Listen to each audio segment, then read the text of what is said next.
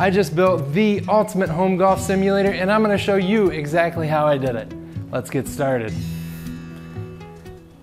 When it came to doing the research behind everything that goes into this golf simulator, I actually went to YouTube, as most people do, and I stumbled across a channel called Golf Simulator Videos. Now the guy that runs that name is Jay, and I reached out to him with a couple of questions that I had that some of his videos didn't answer, and he gave me some very thorough responses as far as the software and the hardware go to run this simulator. So if you're looking for more in-depth research on a particular part of a golf simulator, make sure you check out his videos and he'll be happy to answer any questions you have through his email. Okay, so I just got my order in from Carl's Place Golf, and if you're looking to design your own in-home simulator, I recommend you go there first. They've got all the products that you're gonna need, and what they did for me and they'll do for you, they've got a new tool where you can custom design your enclosure to your fit. I've got a space here that I'm working with, and we designed an enclosure that was a little bit shallower than normal. However, they made it work, and they sent me all the pieces that I needed, including the impact screen, the connectors. The one part that I omitted from that was the pipe that connects all the connectors together, connects the connectors. Anyway, I got the pipe from our local box store, and they even provided a cutting diagram to give me the exact lengths of the pipe I need to cut in order to put this enclosure together. So we're gonna start by assembling this enclosure. I'm going to go ahead and cut down this 1-inch EMT using a metal blade in my reciprocating saw, and then we'll get that structure all together.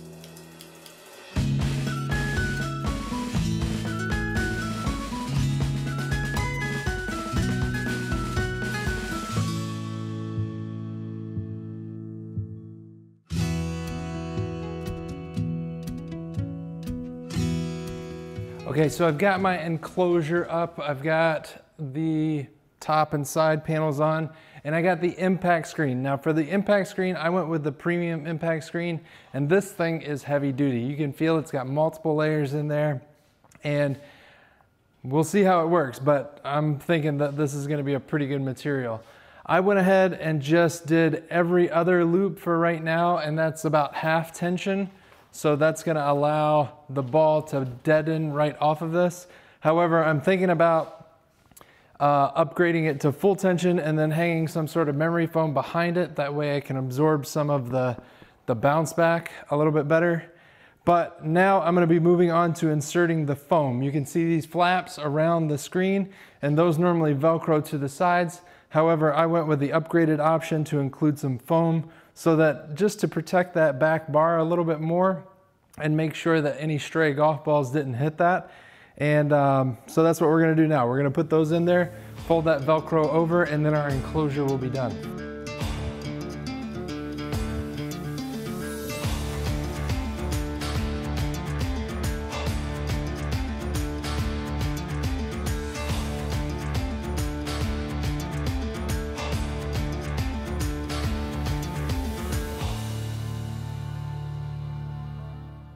Okay, so one thing that I realized was that these pipes and the fact that my enclosure is not that deep, these pipes are hard. And if a ball hits those, it's gonna come back at you pretty fast. It's gotta hit it perfectly, but things can happen. So I've got some 1-inch pipe insulation. So I'm gonna take all these off, which means I have to take the bungees off the back, loosen or take off the Velcro, fit this in place, and then redo the front of the frame. That'll protect all those pipes up there and make sure that we don't get any ricochet from the golf balls.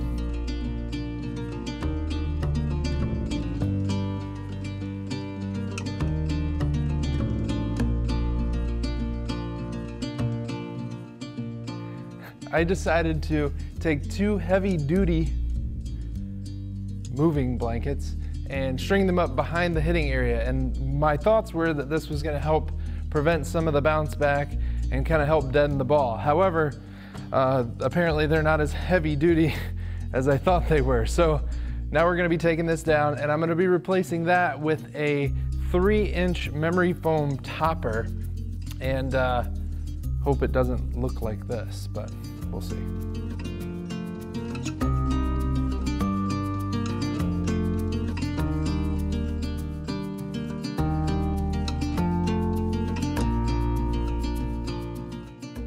Okay, so the other thing that I noticed is some of those thinner balls or tops actually go so low that they hit the foam that's in here, but I think they're catching this pipe down here too and kind of ricocheting up. So I'm going to take this last piece of foam and I'm going to cover this pipe just to kind of help with some of that bounce back there, and then we should be good. Now when it comes to selecting a projector for this project, I already had one, however, it wasn't a short throw projector. And a short throw projector is the thing you're gonna need for a golf simulator. And the reason being is because if you've got a normal projector, you're gonna have to mount it a lot further back, and then that is gonna cast your shadow as you step up to the tee. Now, for the short throw projector that we selected, we went with the BenQ LK936ST. Now, this is a 4K projector that also has a golf mode, which is really cool because it enhances the colors and makes them more realistic for that immersive golf experience. Now, when it came to the setup, that was pretty straightforward as far as being able to get the size right, which luckily BenQ has a calculator on their website where you can plug in all of your dimensions and it'll tell you exactly where to mount your projector. Now the optimum aspect ratio for any type of viewing is 16:9. That gives you the most realistic, immersive experience. However, when it came to our space, we were kind of limited in the width. However, I wanted the height of the simulator as tall as possible to catch any of those high-flying balls. So what we opted to do was for golf, we would use a 4:3 aspect ratio, and then when it came to watching movies and gaming and whatnot, we could switch that to 16:9. Not only does BenQ have that calculator on their website, but they also have a golf simulator guide, which will help you get set up with your golf simulator project and telling you where to mount the sensors as opposed to the projector itself and how far it needs to be away from the screen.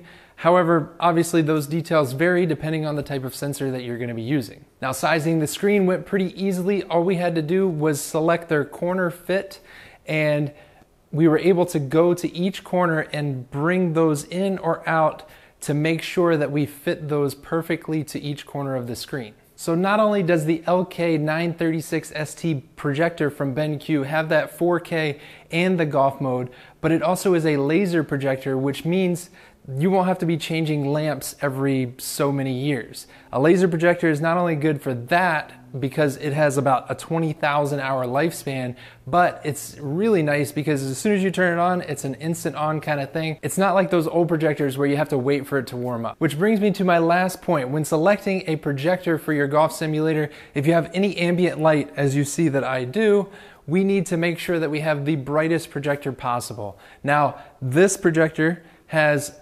5100 lumens, which is great for viewing in ambient daylight. We've got a ton of daylight coming in right now, and you can see the screen behind me still looks great. So as I stated before, one of the biggest hurdles with this type of golf simulator, or the simulator where it is that I needed to make sure that I could still use this as a car bay if I needed to. Now I've got doors and cabinets on this back wall, so we couldn't put it against that back wall. It needed to go on that wall back there. However, we needed these side panels right here to collect any stray golf balls from, well, we've got a few that might hit a few stray golf balls. Anyway, so I needed these curtains to be able to retract fully. So what I ended up doing was I found some 10-foot long 1-inch EMT, which actually is the same pipe that's used on the enclosure itself. So I knew it was going to be nice and rigid. And I was able to mount that where I needed up high on both sides against the wall behind the projector or behind the impact screen, bring that out and then attach it to the ceiling. Then I was able to find some room divider curtains from Amazon for relatively inexpensive. I think they were like 40 bucks a piece or something like that. And so those can be retracted and out of the way, and that pipe that's up there that carries all those curtains is also out of the way. So for the turf and like the green and the hitting mat and everything, I wanted it to be semi-permanent. That's the reason I went with the shallow enclosure, is so that we could still utilize this space if we needed to get through those doors and park a vehicle in here if we absolutely needed to. So what I'm going to be using for the substructure, and this is going to lift the putting green up even with the mat, the hitting mat, is 1-inch rigid foam insulation. It's super lightweight, easy to work with, and I've got 2 sheets here. I cut a foot down, so this is 7 feet long by now 4 plus 4 is 8 feet wide, and we've taped them together to keep them nice and tight during the process. So we're going to tape these together, and then we are going to wrap it in the putting green turf, and then we'll move on to the borders. Okay, so what we're doing now is we're taking some double-faced tape. I forget how wide this is, maybe 3.5 inches. 3 inches wide. So we've got some double-faced tape, and then we got this turf laid in place how we wanted to, and it kind of overhangs the end and comes up right nicely with the hitting mat. So this is going to kind of hold that down and keep it secured while we're playing. So in order to fill in those 2-foot gaps on the sides, we went with a thicker turf to kind of simulate the rough on a golf course. However, that actually sat too low. So in order to raise that surface up, we put some gym mats down below that, kind of the little puzzle tiles, and we trimmed those to fit. Once we got all of that in place, we came back with some of that tape underneath, and we secured those together to prevent any sliding around as you're walking across the surfaces.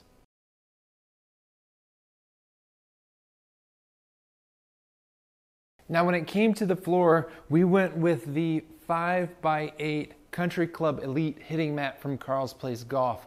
And this thing is super nice. You don't have to spend this much money on a hitting mat. However, I wanted the full area to be all the same turf. This is extremely comfortable to hit off of, whether it's the club itself or to stand on. It's kind of got that rubber in the bottom of it that's going to give you that anti-fatigue surface. So we've got our projector, and then we've got our sensor back here, which I'll get to later on. But one thing that I did want to add was some lighting.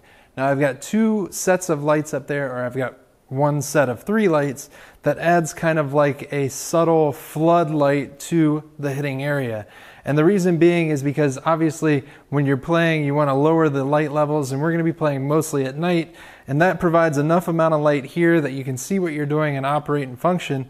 However, it's not going to impact the screen at all. It's going to allow for that screen to be as bright as possible. Then we've got another light behind those closer to me, and that is called a pin light, I believe. I ordered that off of Amazon, and the cool thing about that is it cast just a single circle on the floor, and that's going to kind of help identify the hitting area and where you need to be able to place the ball before you hit your shot. Now when it comes to the sensor, this is the brains of the operation. This is what analyzes the flight of the ball trajectory, the spin, and your club swing, and all of that info that the software needs in order to drive the game.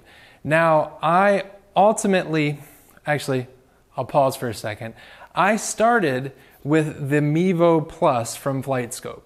Now this is a great sensor and it is very accurate, but for my setup, it ended up not working, and I'm going to tell you a few reasons why. One of the reasons was that this mounts on the floor behind the hitting mat. It goes about 8 feet or 7, I think 7 feet is what you can get away with behind the ball, and that extends out here. Now at first I didn't think that was that big of a problem. However, I noticed that when I had the guys over and we were playing golf out here, a lot of people walk through that area, and the mat that it was on was constantly getting bounced around, and I had to reset the FlightScope and make sure that it was aligned properly. The other thing is that this is battery powered.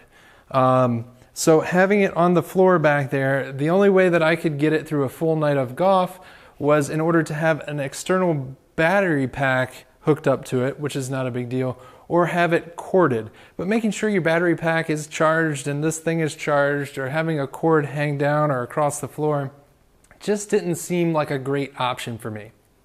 Another reason that I went with the other sensor was that this connects to the computer or your tablet or your phone via Wi-Fi.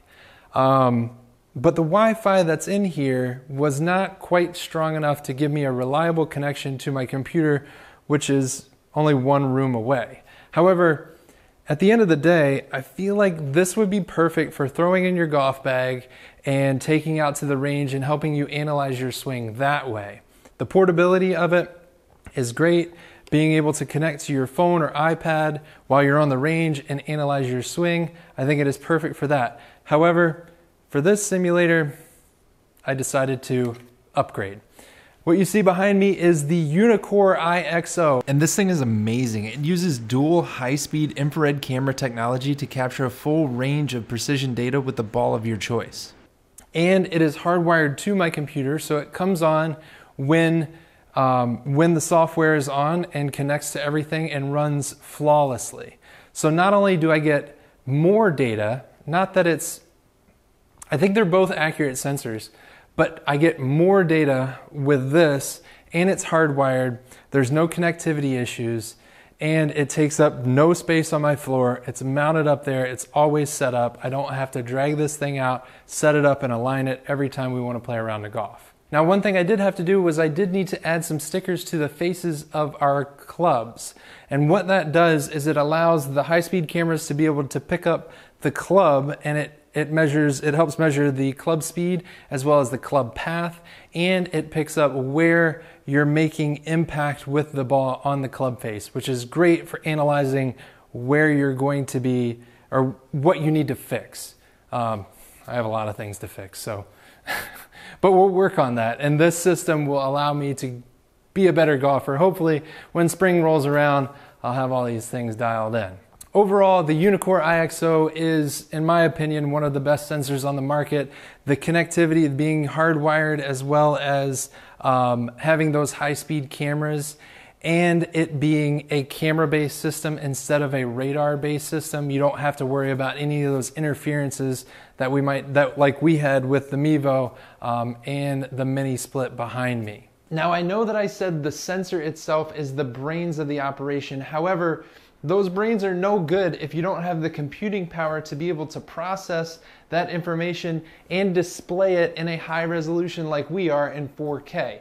Now, the software that we're going to be using for this golf simulator is GS Pro, and in my opinion, it's one of the best softwares on the market because when I looked at all the different softwares, this was the one that was continuing to evolve and put back into, the company was willing to put back into the software, refresh it, update it all the time. They actually just came out with a version 2, which looks really, really good. So like I said, in order to be able to process all of that information, you need a high-powered computer to process it and display it in 4K. For this, we went with a computer from Newegg, and I think I spent about $2,500 on this computer setup. Now, the biggest thing when it comes to graphics, which needs a lot of processing power, is the GPU in the computer. Now, the GPU in this computer is the NVIDIA 3080 Ti, which is an excellent processor, and it's more than capable of handling everything that I'm going to be throwing at it, whether it be the golf simulator itself or gaming and whatnot. Not only do you need that high-powered GPU for this type of software, but you need a lot of other specifications which this computer meets. I will be posting a link down below in the description to this computer as well as on my website. However, I do want to note that this computer is what I needed for the software that I am running. If you are running different software, you may need different specs. However, I think this computer will handle just about any software out there. So not only can it push the 4K graphics for the golf simulator, but it can run Modern Warfare 2 and all of those cool games that my son loves to play, as well in the downtime. Hopefully I can make that $2,500 back by turning it into a Bitcoin miner. So as far as the networking goes, or how everything is connected together, we've got the Uneekor IXO sensor, which is hardwired. That wire goes up and through my attic and back over and connected to my computer, which is in my office. We've also got the power cables and everything. I ran some additional outlets for the projector, the sensor, and the lights that we've got above. Now, the projector itself is wired with an HDMI cable that goes back to an AV receiver, which is in my mechanical room, and that AV receiver is connected to an Apple TV as well as connected back to that computer. So the projector is essentially set up as an external monitor or a secondary monitor, and then we've got this main display over here, or this secondary display for the golf simulator, which is actually a duplicate of the main display that is in the office. So you can control everything from the office, and then when the projector is on, that acts as the secondary display, which can display the simulator itself. Now, from the AV receiver, I've got some speakers mounted in the ceiling which display the sound from the golf simulator, as well as you can switch between the Apple TV and the golf simulator. Now, any gaming is going to be ran through the computer and display on the secondary monitor, which is that projector. So whether it's any racing games or Fortnite or Modern Warfare, all of that is ran on the computer and displayed on the projector. So this is the ultimate golf simulator, and I absolutely love how it turned out. We've got the golf club set up here. We've got an amazing hitting mat to hit off of. And then we've got obviously the enclosure and the curtains that kind of bring it all together. Over here, I've got the Roxor Golf control panel, which is really nice because it's just got some intuitive buttons that allows everyone to be able to use the simulator and the functions of that simulator all from this control panel instead of using a keyboard and mouse.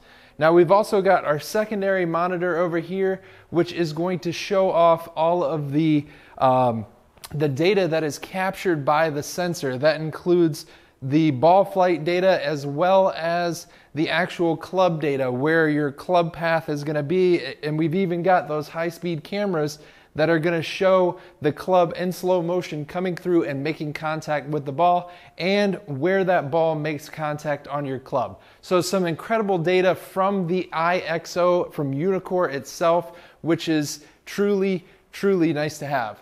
The BenQ 4K laser projector displays a really nice, crisp, bright image up on the screen that is perfect for this golf simulator. And that golf mode makes sure that those colors are more accurate to what you would see in real life, giving you that immersive experience. But it doesn't stop there. Even though this is set up as a golf simulator, we can easily transform this into a media viewing, whether we're watching movies with the kids or we're watching sports with the guys, or even gaming with the kids. We can turn this into a race car simulator, or if my son just wants to play Modern Warfare or Fortnite or whatever he's into up on this big screen, he can do that. To give you a quick overview, we've got the 4:3 aspect ratio, which essentially what I did was we've got a 16:9 viewing area that is larger than the screen itself. And then we use the settings on the computer in order to drive that image down to 4:3. Now, when I convert that into a movie or TV viewing surface area, I need to switch that to 16:9. But luckily, BenQ has a setting called digital shrink, which allows me to shrink that down and get that 16:9 aspect ratio on the existing screen without having to go up there and manually tweak the zoom of the projector. So I hope you guys enjoyed this project as much as I did. If you haven't hit that subscribe button yet, make sure you hit that one right there, and you won't miss out on any future project videos. If you want the full write-up and details of this build, make sure you click on that link right there, and that's going to take you on over to the website. Until next time, be safe and happy building.